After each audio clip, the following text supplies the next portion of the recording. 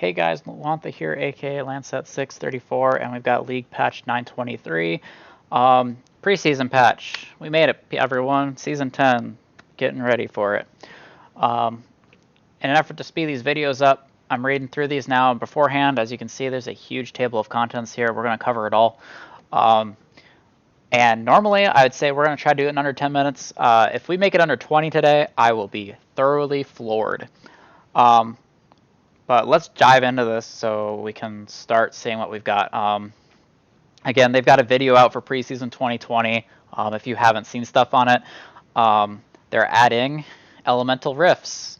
So the rift is going to change after the second element Drake dies and the third is announced.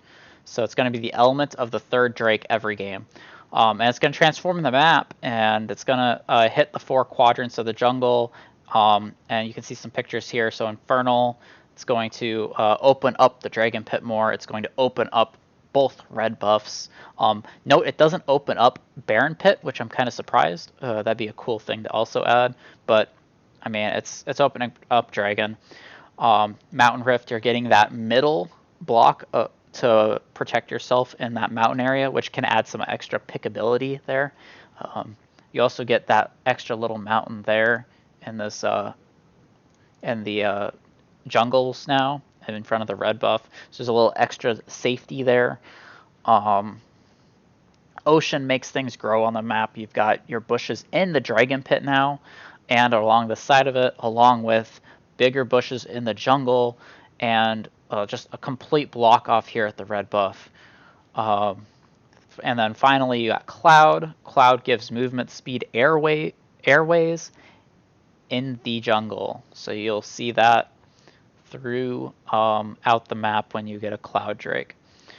Note once that third Drake spawns, every Drake after that's going to be the same element. So if it drops Infernal number 3, it's going to be Infernal. It also can't be one of the first 2. So your first 2 are actually a process of elimination. You're going, okay, first one's Infernal, can't be that anymore. Second one's Ocean, can't be that anymore. Third one, oh, okay, third one's Cloud, we're going only for Cloud. But so after 2 dragons, you can sit there and go, okay, we have a 50-50 shot on what these 2 maps are going to look like. How does that play into the future, into the next stages of the game? It's really cool. It's actually not that much RNG, actually. You know what to expect of what's coming, because as soon as it shows the spawn, you're going to know what the Rift is going to do. And I really like it, and hopefully this really comes out to being something interesting, because I would like to see even more happen on the map, to be honest. The devs have talked about it. Why it's only around really the buff of red buff is because it's a lot of artistic recreation and changes that have to go on for this type of stuff, because they're essentially cutting a piece of the map out, altering the art of it, and throwing it back in the game. So it's a lot harder, and it's not just like, oh, we're swapping into a different Rift map. It's literally just pieces of the Rift flipping. So it's like a 4-sided box just spinning based off of what the Rift is, what the Drake is for that Rift. Cool also thing, side lane alcoves. So top and bot both have these now. And then the other big thing, bot has 3 bushes now. It's going to be a lot harder to bush control. It's going to feel very similar to top lane. And honestly, I don't know where the difference in playing top and bot is now. I feel like you could throw your bot lane top. And we'll get into more of that of why. But these alcoves are pretty cool. There's a lot of outplay that you can do with this. And, you know, it's a slight nerf to Vayne, not going to lie. And other wall bash champions like Poppy. But it's also a pretty strong buff, because you've got that huge alcove. Like, that's just so good. So much space. And it just gives you options when you're going to get ganked or you're trying to buy time. But again, yeah, the big thing, that bot lane bush is going to be 3 bushes now, not 2. Jungle entrance is also getting a bush, both sides right in front of that blue buff, which makes it a really good ward spot. So you can now drop wards in that, especially pink wards. And you can also just do cheeses from that, which is really cool. So it's a good strategic add to the game, considering how prominent blue buff invades are. Looking at you, TSM. But, you know, this might dissuade it, or it might promote it some more. We'll see how that shakes out. But again, Elemental Drakes are here. The first team to slay 4 Elemental Drakes gets a Dragon Soul, matching that Elemental Rift. And the Elder Drake begins spawning when one team gains Dragon Soul. So only one team can get this, and it's a permanent buff. And you can see these buffs here. You've got Infernal Soul. You get a burn. Correction. It's a small explosion, dealing some extra damage, which does scale on just attack, ability, and health to target and nearby enemies. So it's kind of like a Tristana Bomb in a sense. Mountain Soul, you get a shield when you're out of combat for 5 seconds, which again scales. Ocean, you dealing damage to enemies heals you, which is a flat amount, which is really strong, on top of a bunch of scaling. And it restores maximum mana. So if you're really mana hungry, you know, maybe you can skip those mana required items if you're going to risk it for that Ocean Soul. And then Cloud Soul, probably, it's actually really, really strong. Cloud Soul might be the best soul to have now, because passively you get 10% increased movement speed. Think about that, 10% increased movement speed. That's not out of combat only. That's in combat 10% movement speed buff. That's insane. That's like 1,000 gold plus worth of valued movement speed at all points of the game. But on top of that, there's more. When you cast your ult, you get an additional 30% movement speed for 3 seconds. So if you're a Jax, they show this as Jax. Jax presses R, he gets movement speed, he gets closer, he leap strikes on you, he kills you. Rakan pops R, gets movement speed, W's in, gets all of his engage. So this is really, really, really strong, because it's 30% on top of that 10%. So it's just so much movement speed. It's so strong. On top of the Rift is going to have the Cloud too at that point. So you're going to get bonus movement speed from that. Like, the movement speed, you're fast as fuck, boy, is what it basically boils down to. So the Elemental Drake buffs here, the percentages for Infernal are getting smacked. Note, instead of showing 3, they're showing 4, because it's, again, 4 Drakes is what you're going for that Dragon Soul. So not only do you get the above, so that explosion, but if you get Infernal Soul, you're getting 20% attack damage and ability power. 20%.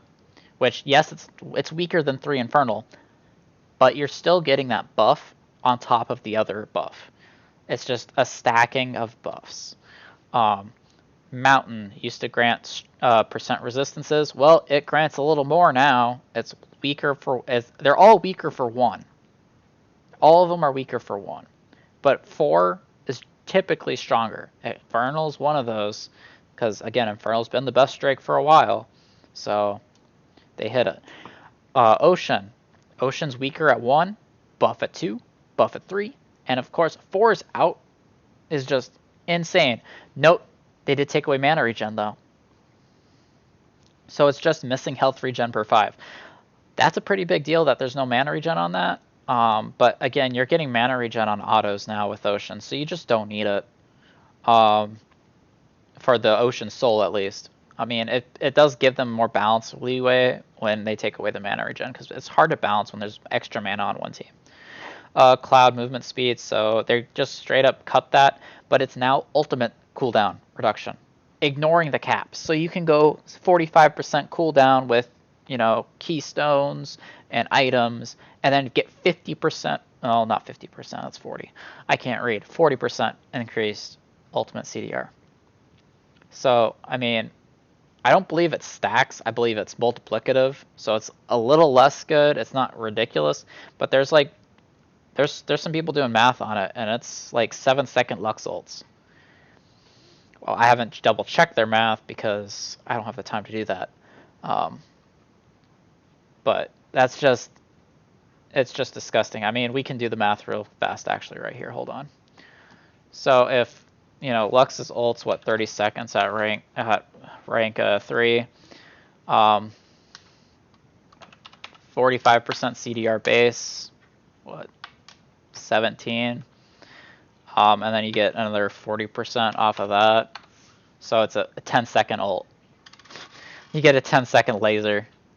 That's just, oh my goodness. And that's a, very basic level of it. I mean, there's so many other little things that you can go in. Ravenous Hunter can apply to it too. So there's a little more CDR. That's where it gets down to 7. That's just blows my mind. And it's going to be a very small percentage of games that go that far because it involves you getting all 4 clouds. So yeah, it's rare, but it's going to be pretty cool when it happens. If it ever happens in program, oh man, it's going to be beautiful. So here's the Drake spawn. The first 3 Drakes are now always 3 unique elements. All other Drakes are the same element of 3rd. And they have a 5-minute respawn, 5-minute initial respawn, and then until one team slains 4, they keep spawning. So one team can have 3 clouds, the other team can have 3 clouds. It takes a 4th cloud to activate the soul and activate Elder. So they'll both be at 3. One gets 4. Okay, now we go to Elder. So one team has 3 still. One team has 4. So you can get 7 Drakes on top of the first 2. So that's 9 Drakes, 5 minutes each. I mean, you're looking at a 15-minute game easily before even Elder spawns. If the game is dead even. But I mean, the timers on these are just going to be insane. Like, it's going to look really weird, and it's going to look really fast, really crazy, and it's going to be really good to watch. That's the big thing. Since the buffs are a bit weaker, they're dropping the health of the first 2 Drakes. So, I mean, yeah, they've got less base health before the Rift transforms, more health after the Rift transforms. So I like that. It's essentially saying, hey, the Rift is empowering these dragons. These dragons are very strong mythical beings that are, there to influence your fight. So play around them. And I like that. Elder Drake. So Elder's got a true damage burn.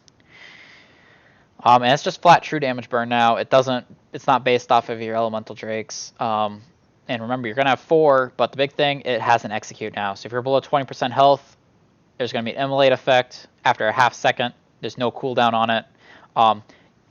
You can though Zhonya's it, Kindred ult it, Taric ult it. Anything like invulnerability still persists. The big thing is whatever is applying it to you has to be off. So if you have a dot from like Malzahar on you, that has to wear off. Or you have to get above 20% health. So that's why Kindred's is going to be really strong. Is she's going to be able to drop this. So it'll be good. This is it prevents things from just going on forever when people get low. It functionally means your opponent can't play with 20% of their health bar. That's a huge, huge buff. And it's just going to look freaking cool. I mean, a lot of the times they're going to die anyways, but who doesn't want to drag in like breathing fire and instant killing things? I mean, that's awesome. And then they're going to standardize the duration. All buffs are going to be 3 minutes long. And the Elder Drake is going to be 6 minutes after one team kills the 4th elemental and a 6-minute respawn. So again, the other thing is that the other team so there's 4 elementals on one team. The other team can steal the Elder and they get the full buff. They get that full damage, the execute.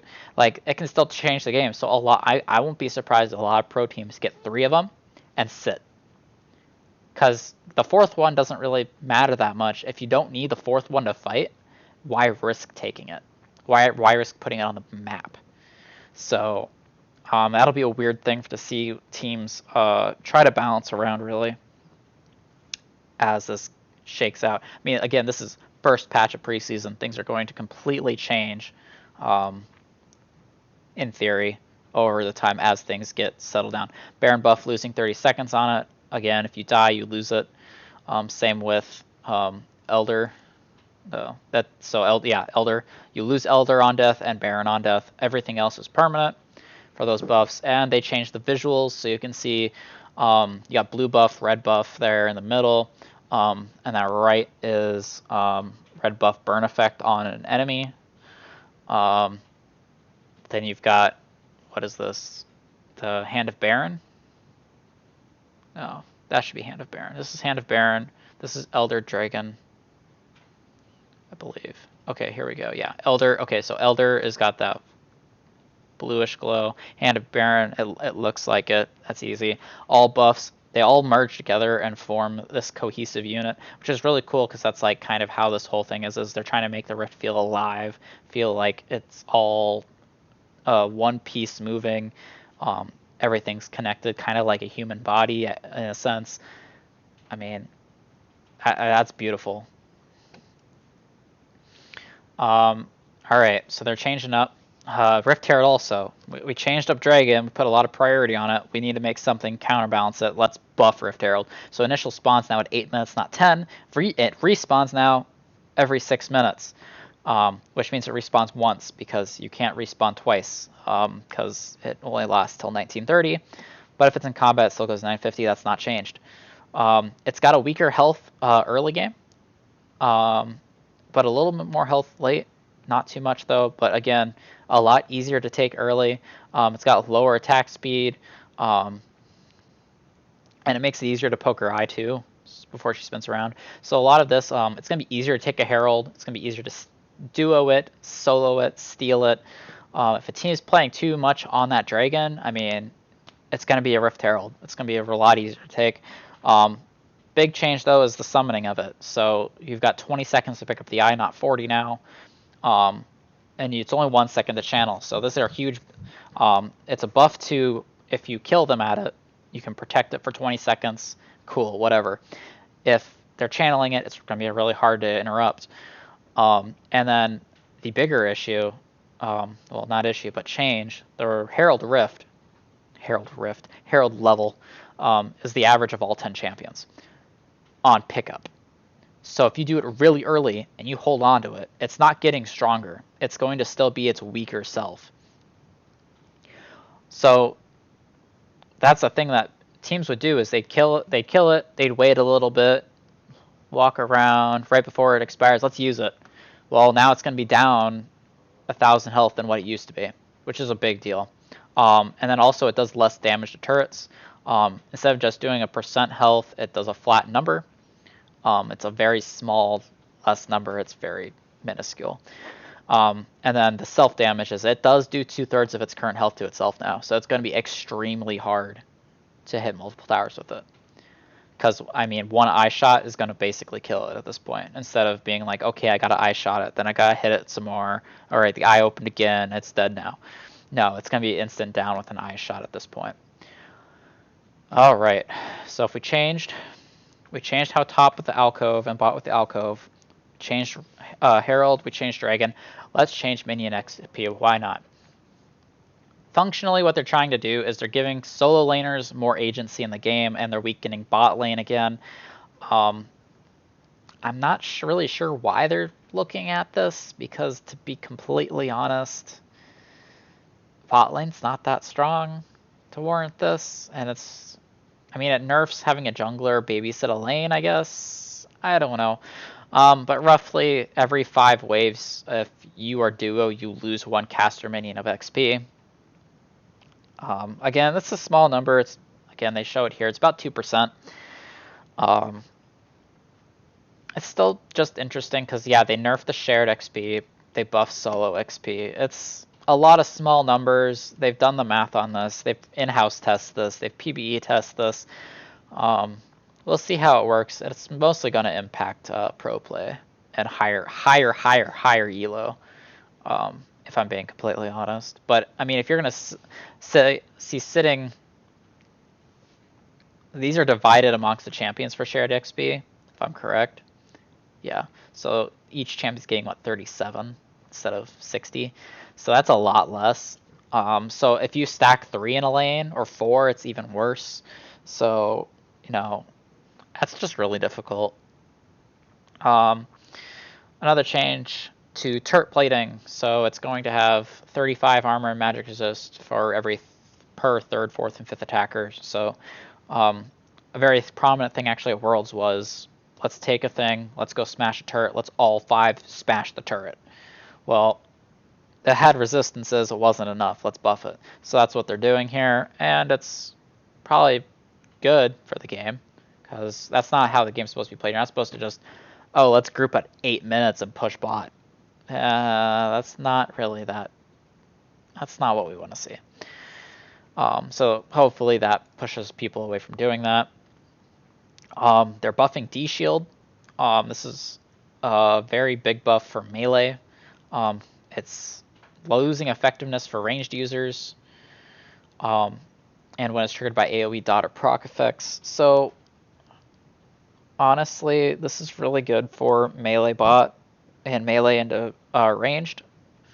I mean, that's what its purpose initially was you build this when you have a bully that's ranged trying to poke you out of lane as a tank.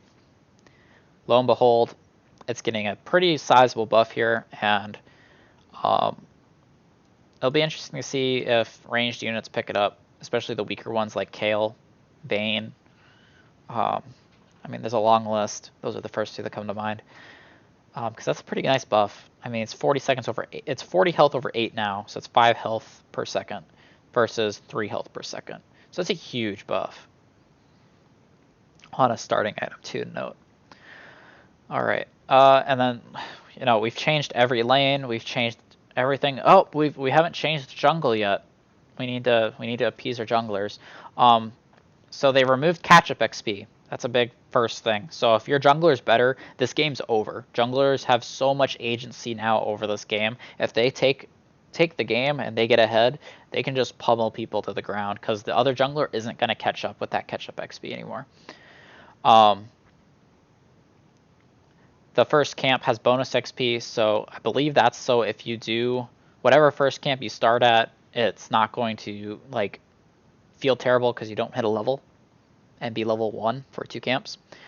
This is to open up more routes, so you can start not just on Krugs or a buff in Krugs. You can do Wolves and buff and gank, Gromp and buff and gank, Gromp and Wolves and gank. It's just to open up the options, and I think it's going to work. It's a great idea.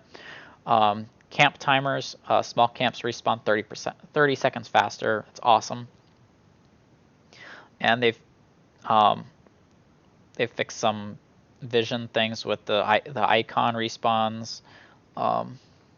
So the gray to yellow happens at 15 seconds now, not 20. So it's a good mental note if you're looking at the map.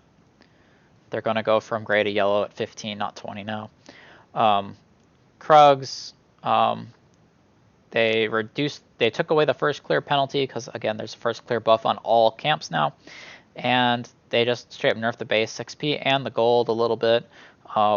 Wolves, again, less XP, less gold. Gromp, more health, more XP, more gold.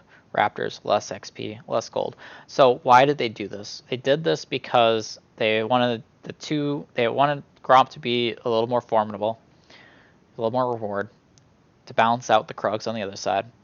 Because the goal is about balance here between the two. And on top of that, with them respawning faster, these camps are coming up faster. That's why the XP and gold are down on all of these, is you're expected to farm more. Ganks are more expensive to do. If you're going to do a gank, you are expected to lose a camp. And that's going to impact you faster in this game now. So jungle is a much more faster paced game than it was. Very big deal.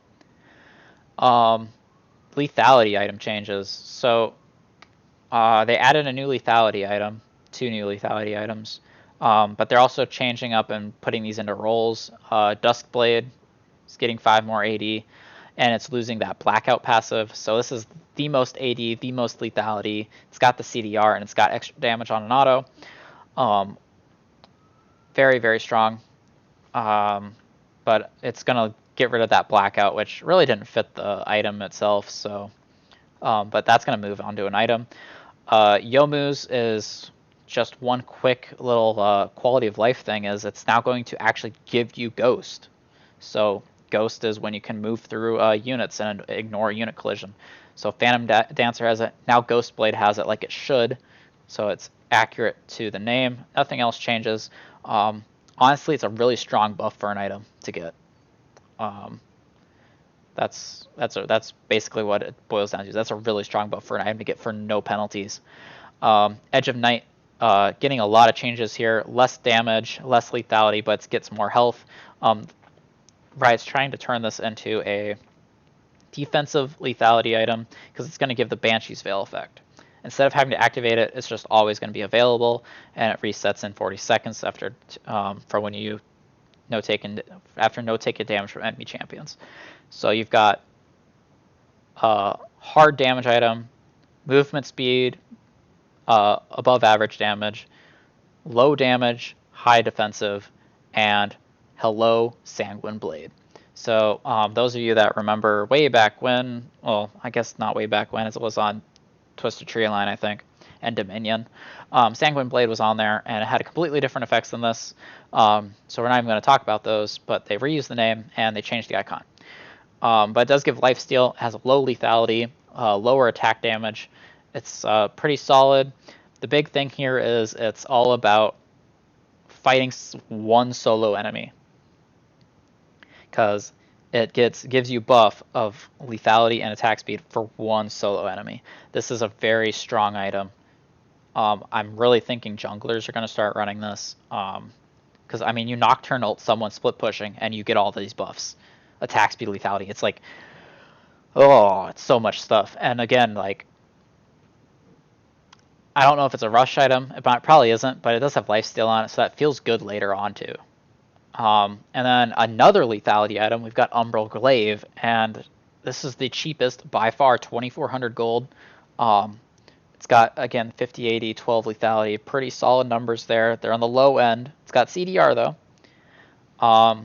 but it has that blackout passive, so you can take out wards with this, and it instant kills traps, and it deals triple damage to wards. So pink wards clear in 2 autos, green wards clear in 1 auto.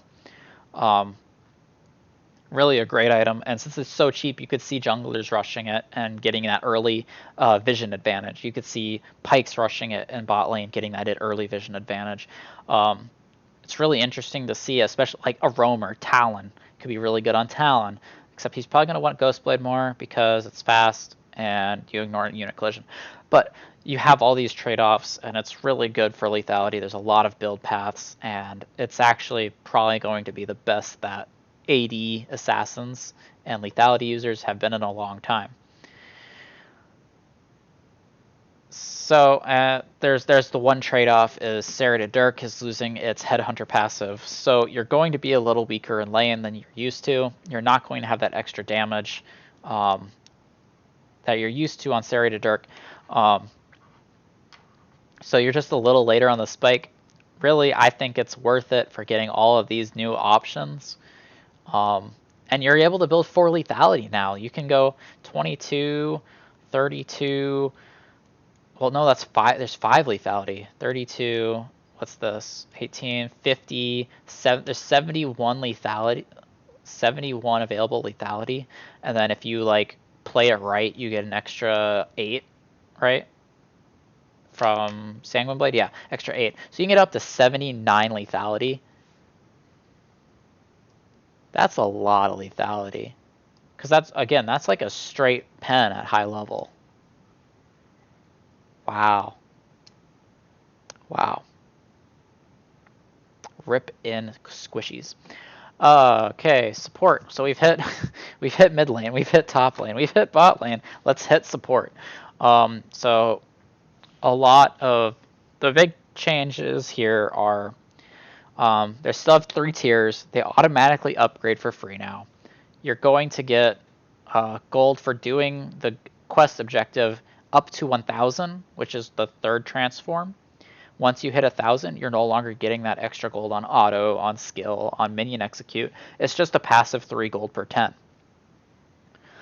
There's now 4 support items. Coin is gone, but they're focused on AP and health, AD and health. Crap, I forgot them already. Yeah, so AP health is Spell Thieves. You've got AD health, which is Blade. You've got health and more health than AP. So and then more health and AD. So you can choose. Are you more focused on the damage? Are you more focused on a type of damage? Are you more focused on the health aspect of it, and you'd rather splice in this kind of damage? Would you rather splice in the other kind of damage? You now have all 4 options. There's the 4 branches, and it's however your playstyle is, whatever your champion needs. But basically, tier 1, tier 2 items are pretty badly nerfed in the stat categories because, again, it's free. You're not paying for tier 2. And honestly, tier 1, whatever. They're also compensating for adding some health to these items. And there's no longer that mana regen that you see on, I believe, any of these items. So your mana regen is what you got. Don't abuse your spells. But I mean, see, here's tier 3. So Shard of True Ice is the tier 3 for AP heavy health secondary. So it's less health than it used to be.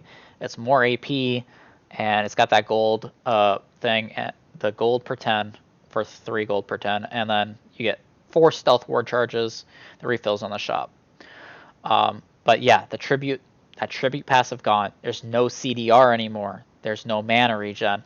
But all of that gold you used to pump into these support items, so it was 450 for tier 2, 950 for tier 3. So that 1400 gold is now in your pocket. Like, you're able to just start building into your items. So it'll be interesting to see how much gold, thanks Blitz. Oh, misclick. How much gold you get for this, because you're no longer like forced to build it. It's just going to automatically upgrade it as you finish your quest. And it's a little more trackable now. So like, since it's 1,000 gold for the transform to tier 3, and this is on all items, it's 1,000 gold. If you're a better support, you're going to hit this way faster than your opponent. But the advantage isn't going to really exponentially grow like it used to. Like since you used to get gold forever, you'd get 2,000 gold from Spell Thieves by late game. Your opponent had 1,000 or something because, you know, you're ahead, you're proccing it all the time, you know, you're smashing, it's awesome. Well, once you get 1,000 gold, you're just getting the gold per 10, and it's the same as tier 2. So really, what they're saying is we're going to make support. You're going to be able to get ahead on your support item. Cool, you're going to get a spike a little faster. But you're not going to just continuously grow the lead from that one item. You're going to have to keep making plays in order to keep your lead growing, which is a huge deal. Huge. Because eventually they're going to get their 1,000. They'll transform to tier 3, and then they'll be able to play with you. But the difference here, just like, let's compare the difference of tier 3 and tier 2. Tier 3, you're getting 45 more AP and 80 more health. That's a lot of combat sets for free. And if you're above on your opponent like that, they still have to get that. Like, it's probably similar to like a level 6 spike. Like, you're going to see bot laners play around this spike now. And it's not even just that. Like, tier 1 to tier 2, you're almost doubling your AP, and you're adding 60 more health. This is just, we're just looking at the first item, and this is just generic across the board. So you're going to start seeing this level 6 spike, this random level 10 spike, level 12 spike, whatever that 1,000 gold threshold is. I'm not really sure where it is at right now, but wherever it is, it's going to be an actual stronger support spike than a level 11 tier 2 ult, which is an interesting concept because not only do support laners need to learn this, but AD carries need to learn this because, again, it's a 2v2 lane. Your whole team actually needs to learn this. Your jungler shouldn't be ganking unless if you're like about to hit it and your opponent's not. Like, you hit it and then it's like, okay, let's smash this because you are clearly stronger. You have the same items. You're way ahead on gold here. Like, it's just really cool because this adds a whole nother element to it all. You can see here's Black Mist Scythe, 80 health, same gold. Bulwark of the Mountain, more health, less AP. The gold per 10, warding. So again, everything lost CDR, everything lost the regen stats. Those are all gone. Those are all a relic of the past. It's now, here's your stats. They're flat up. What are you going to do with them? Are you going to abuse your advantages? Are you going to abuse your spikes? And when you're higher elo, these are the kinds of spikes you're going to abuse. Also, salute to Ancient Coin Line. You will not be missed. Shirelia's. This is a huge buff to Shirelia's if I'm reading it correctly. It's going to be 200 less gold, 100 more health, sells the CDR, sells the mana regen, now gives shield and heal power increase, gives health regen plus 100%. It loses the AP, but whatever. It no longer grants base 5% move speed. Whatever. You're active. This is now 1,000 range, 40% movement speed, 3 seconds, 90-second cooldown. The active range. The active range. And now it's a tank item with shielding and healing power. This is so good for initiation. Like, I think, like, Rakans everywhere are rejoicing because this is what a Rakan wants. I'm just trying to think what else would really likes this. Because, again, it's 300 health, CDR, heal shield power. Maybe Nautilus? I mean, I'm thinking Thresh even likes this because it gives you that engage, and it's a bigger engage now. It's at least a whole lane wide. I love the change, but I'm wondering if it's going to take over pro play, to be honest, because it's so cheap. Okay, so we changed support. Now we need to change AD carries up. Energize and crit items. It's time to get changed. Stormrazor, complete update. Costs more. Has a much more crazy build path. Has less AD, but big news. We have 25% crit chance on this item now. So it's another 80 crit chance item. So there's now 3 of them.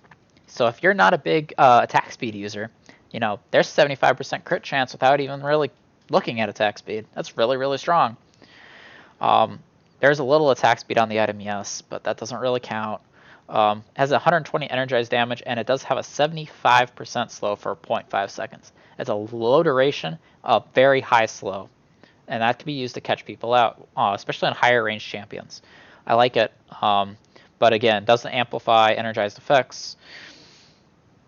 So, I mean, stacking it is... what they're trying to do is you either play energized or you play crit. That doesn't make much sense because they're both the same. So there's some items that aren't energized, like PD, which is the defensive item, the only defensive item for crit. It's going to be a long year for AD carries. Rapid fire cannon, energized damage. It's weaker late, better early. So, okay, they're giving some early game to AD carries here. Because there's increased damage here. They're leaving the ranged increase. Shiv is getting increased damage early, less late. 2 more bounces, no more crit. Well, if you count the other energized items, you're going to deal more damage than before. So, interesting. It's just a flat number. So rushing this, or early game picking it up, it's really good actually. But late game, it is a slight nerf. Okay, I mean, that's fine. That's what needs to happen. If AD carries are going to have any form of early game, they need to start losing some of this late game that supposedly they have that I haven't seen still in almost 2 years. They're buffing the shard on it, but they're increasing the gold by 100. That's a small increase for 30 more damage. 80 damage on energized auto is pretty good, though. That's really nice. Is anyone actually going to use it for its passive? I doubt it, because, I mean, it's 700 gold, though. That's pretty good. To get a free auto like that. I could see some people playing around this and making it really strong. Big news, no more Brawler's Gloves. So, it used to be 400 to buy 10% crit, 800 to buy 20%. It's now just 800 to buy 25%. So yes, this is a Cloak of Agility buff. It's a nerf to early game build paths, a buff to late game. And this is a huge buff to Yasuo. 1,600 gold, what do you got? 100% crit, what up? 2,900 gold, what do you got? BF Sword, 100% crit, what's up? That's super frickin' strong. Like, you don't have to complete items as Yasuo, and the build isn't going to be completing items. It's going to be, let's go grab 2 Cloaks of Agility, let's buy the BF like we normally do, and ho, we are super strong. So there's going to be, but now mind you, there's going to be this weird early spike with him now for Yasuo, but there is going to be this power trove. It's going to be similar to Caitlyn, where she gets really strong early, weak mid, strong late. Yasuo's going to be, okay, strong on first, second back, weak, strong again. So, I mean, it'll be interesting. Plus the D shield buff. Yasuo looks good. So obviously that's going to funnel down. Zeal's going to have increased crit chance. They're losing it. They're taking 3% attack speed off. That feels bad just because it's going to feel different. And it's going to cost more gold. Phantom Dancer, this is build path update only, no real changes. Okay, I mean, this is pretty good. You're going to hit 100% crit way easier because you're just going to buy this and hit 100% now. No more sitting at 75 or sitting at 90. It's going to be there. I like it, but it just feels awkward. A lot of these changes feel awkward. It feels like they're trying to do something for AD carry, but a lot of this just doesn't. It just constantly looks like nerfs, and I'm not sure if that's true, but that's what it looks like. It feels like. And AD carries are already. They're probably at their second weakest state they've ever been in League right now. I think, season 3 or 4, they were actually at their weakest when it was literally just blow up city. Every AD carry just blew up. We're basically at that point right now, and those lethality items aren't going to help. Anyways, we're going to move on. Removed items, so bye-bye Spear of Shojin. You will not be missed. That's a really big thing. There are no more ZZ Rot, whatever. No more Ohm Wrecker, about time. And Raptor Cloak's gone because there's nothing built into it. Sayonara. Yeah, whatever. I'll touch on that again in a bit. Kleptomancy is getting removed and replaced with Prototype Omnistone. Omnistone basically roulettes into a random keystone every so on seconds. And yeah, it does everything. So it's pretty cool. There's a lot of playing around it. It'll be interesting to see how people play around it because there is a lot you can do with that. Conquer is getting a huge change. It's no longer doing true damage, but it's going to heal for post mitigation damage. There's more stacks. Melee gets 2, range gets 1. It lasts for 8 seconds for both, so that's nice. Adaptive Force is down at late game, same early. The max adaptive is up early and up late just because it's double the stacks. It's interesting change. I like that there's no more true damage on it, and that's really focused on taking it out of bullying tanks so bad because tanks were just being absolutely annihilated by this. So I think it's going to work. It's a lot of healing, though. It's post-mitigation, so, I mean, it's going to get mitigated by, like, 40, 50%. So, maybe it's actually probably a nerf to healing, too. Oh, and it's only at full stacks. Oh. And it's more stacks to get it max, so, oof. That actually might be a lot weaker. Aftershock is losing flat resistance, but it's getting more bonus resists, so it's going to be better later. And it does more damage now. And instead of max health, it's bonus health. So, health stacking Scion, there you go, Aftershock, let's go. Super damage Aftershock. Its cooldown's also a lot lower. I feel like this is actually pretty strong for Leona because her W gives her resistances, and then she procs Aftershock, so this might actually be a net buff for her, which is pretty cool. She's already pretty strong, so this is pushing the envelope on getting too strong. Presence of Mind is getting changed. So we mentioned Ravenous Hunter, how it's decreasing your ult cooldown. Well, Presence of Mind is losing that because it was just getting too much. And now it's going to give you more max mana up to 500. Or if you're an energy champion, you get more max energy up to 50. 50 energy on a Zed or an Akali is nuts. This is such a buff for energy champions. Like, it's just so good. But it's on takedown, so it can be supported kill. 500 bonus mana is also really, really good for Rise and other mana stacking champions. So maybe Ezreal runs it too. I don't know.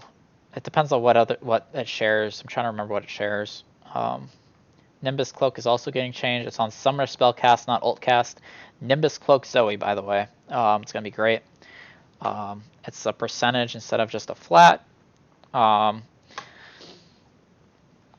And you know, if it's a long cooldown, it gives more movement speed. Medium, it's shorter, and if it's a short cooldown, Zoe's Spell Thief is all short cooldowns. Oh man, never mind. Not as good on Zoe as I thought. Feels bad, man. But this is really cool changes. I mean, Rakan, Flash R, I don't know. Feels kind of redundant. It's gonna. This is gonna be something for AD carries, though. I think actually, because if an AD carry flashes out, they're gonna want that movement speed. Like they abuse movement speed really well, especially on any rage champion does. So that could be a really big defensive boon now, which is cool because it's a Nimbus Cloak, so you would think it'd be defensive. Champion changes. So basically, Senna too strong in ARAM. If you haven't played it, I've played it. It was bad. No more double souls, so it was giving 2 misstacks on ARAM and Earth and all other game modes that weren't Rift, and it now no longer does that. So yeah, balance. They also took off the Spell Thief conversion because it's no longer necessary. Otherwise, no other changes. She's actually in a pretty good spot. She's about 50% solo queue wise. I think once pro play hits, she's gone. So get your games in now. Twisted Tree Lines saying bye. If you've played 10, 50, or 100 games, you'll get exclusive icons or emotes, and that's pretty cool. So wave goodbye to it, and welcome all your random bot friends into ARAM because, yeah, it's gonna be a problem. Essence Emporium's coming back. So November 25th to December 10th, you can spend all that lovely blue essence you have on all sorts of fancy items, gemstones, skins, chromas. It's all over the place. And finally, we have made it to bug fixes. They fixed the camera lock bug. Super awesome. And there's a huge list here. We're not going to go into it because this has already been a super long video, and these really don't matter as much. Oh, the support Spoils of War. So that's the execute passive on Targons. So there's 2 items that now do it, and it's works for both melee and range. Melee is 50%, range I think is 33%. But so now range can execute Thresh mains. You no longer have to have skill to use your Spoils of War. Woot. All right. I really think that is it. They did some skin touch-ups on Echo and the true damage borders. And we didn't talk about these at the beginning, but Pulse Fire Thresh with the Prestige skin, and those of you that are Gold Plus are getting Victorious Aatrox, and there's a couple chromas on top of that. So congratulations on whatever rank you guys hit. But we finally made it. We're at the end. Glad you guys hopefully stayed with me. It was a long one. I don't expect these preseason patches to be under 10 minutes ever because there's going to be a lot of changes. Because this is the time for Riot to really do it in a controlled environment that's got a lot of players before pro play gets their hands on it. But let me know what you guys think. So many changes. I mean, I'm just going to go try out Elemental Drakes actually right now. And I'll see you guys next patch. Thanks for watching. See you guys next time.